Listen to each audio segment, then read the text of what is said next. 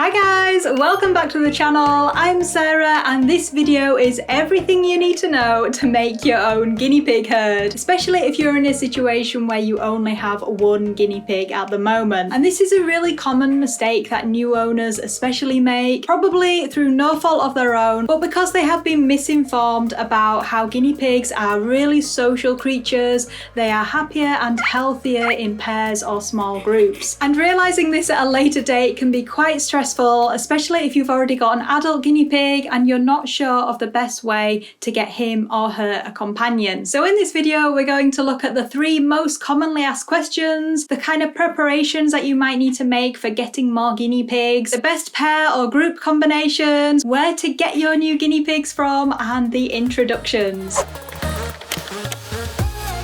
And first of all, people often ask, I've got a guinea pig who's been on his or her own for a long time. Is it too late to try introducing another guinea pig? The answer to that is no, it's never too late to introduce a friend. It doesn't matter if they're an adult or if they're elderly, they can be any age and they will benefit from that extra companionship. Next up, some people say that they've got a single guinea pig and they've tried maybe 1 or 2 introductions in the past and it hasn't worked out, either because their guinea pig or the new guinea pig has been overly aggressive. Is it worth it to keep trying? And in this situation, I think yes, it is definitely worth it to keep trying. If they're an adult and they're a bit aggressive towards strangers, some bonds and introductions aren't going to work, but eventually they will find another guinea pig that they get on with. And the third question is, what if I have a bereaved guinea pig? When is the right time to get him or her a friend? The advice is usually to put our own feelings aside and consider getting them a friend sooner rather than later, so they don't have to be on their own for as long.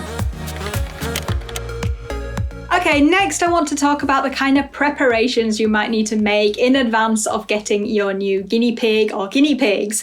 And the first one, and by far the most important, is looking at your cage size and deciding whether you need a cage upgrade. If your cage is only big enough for 1 guinea pig, then yes, you will definitely need to upgrade if you're adding 1, 2, or however many more guinea pigs. I will pop up the little table with the recommended cage sizes on, but for 2 guinea pigs, you are looking at a 4x2 CNC cage or 10.5 square feet. Guinea pigs do need a lot of space, and the more space they have, the more happier and healthier they'll be, and the better they'll also get on with their cage companions. So if you're fairly new to guinea pigs, I do have a whole bunch of videos on cage sizes and different cages that I recommend, so I will go ahead and pop some of these in the description below. Do feel free to check them out if you want to learn more. The second thing you need to be prepared for is more time spent looking after your new guinea pigs. Usually moving from 1 to 2 guinea pigs isn't really that much more noticeable. Time and effort goes into their care, but of course you are feeding them twice as much food,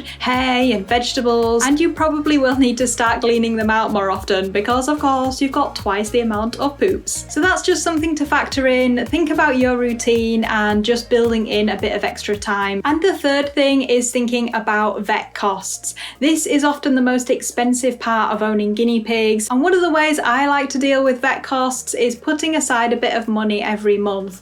Now obviously if you've got a second or third guinea pig to look after, you might want to put aside a bit extra money or just have some savings that you know you can fall back on when those guinea pigs might need vet care.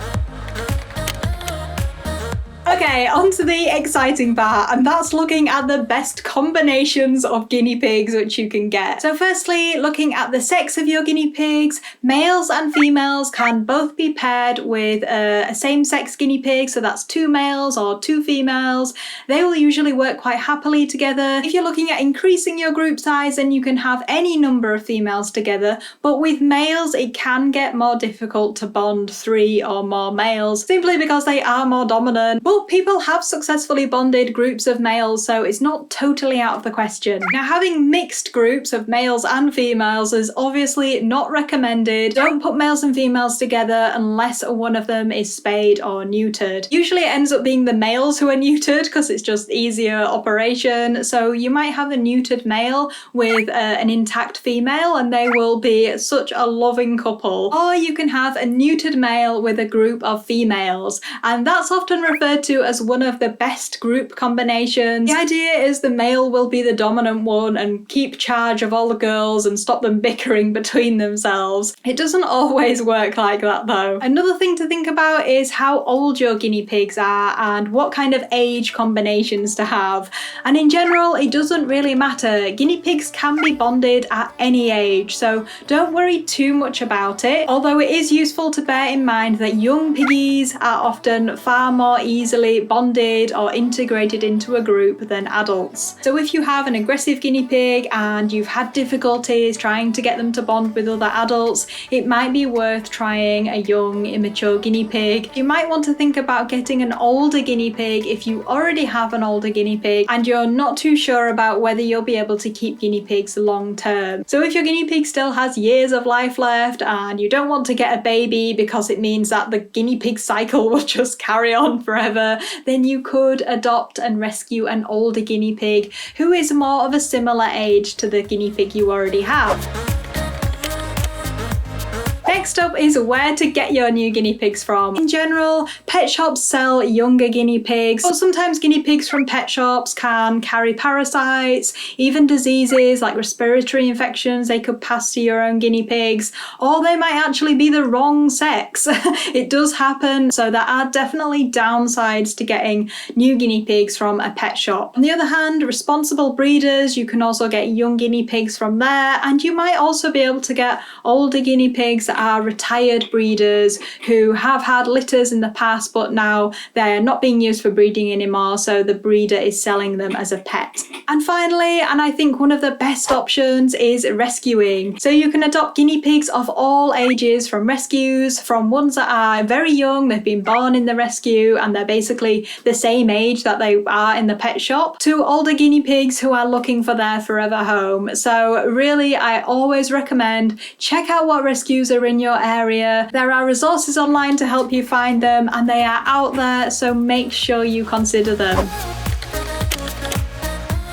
Okay, so you know you're getting another guinea pig, you've made all the preparations. The next thing to think about is introductions. And I'm not going to go into a huge amount of detail because there are a lot of videos and resources out there, but in general, the advice is to do it in neutral territory, in a space where you've got open-ended hidey huts so they can't be trapped in there by each other. And I like to do it where I have definitely hay available and maybe some other food in a sort of central area where they can come to it and bond with each other. As I said earlier, with younger piggies, introductions and bonding is usually very easy, but it can be a bit more tricky with adults. So I definitely recommend looking up guinea pig dominance behaviours and just seeing the kind of things to expect. It can be quite stressful watching introductions, and I think sometimes people will split guinea pigs up thinking it's not going to work, when in actual fact those behaviours are completely normal. They have to go through a period of setting up their hierarchy,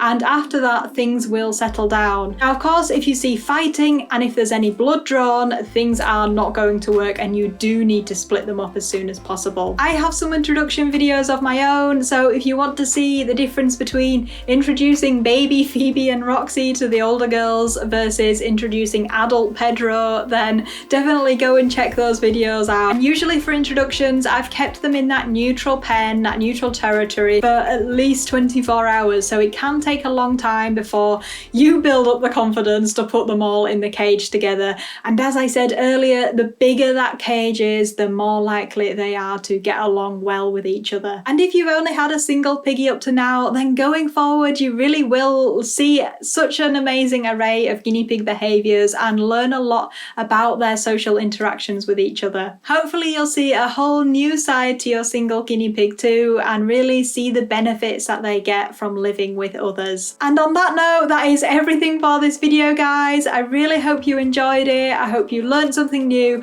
and you feel more confident about adding and creating your own guinea pig herd. If you did enjoy, then drop us a thumbs up below, leave us a comment to let me know about your guinea pig situation, whether you're going to be adding to your herd anytime soon. And if you're new to the channel, then a big hello from us. Do hit that subscribe button for more guinea pig content. But for now, that's all from us, so we will see you in the next video. Bye bye!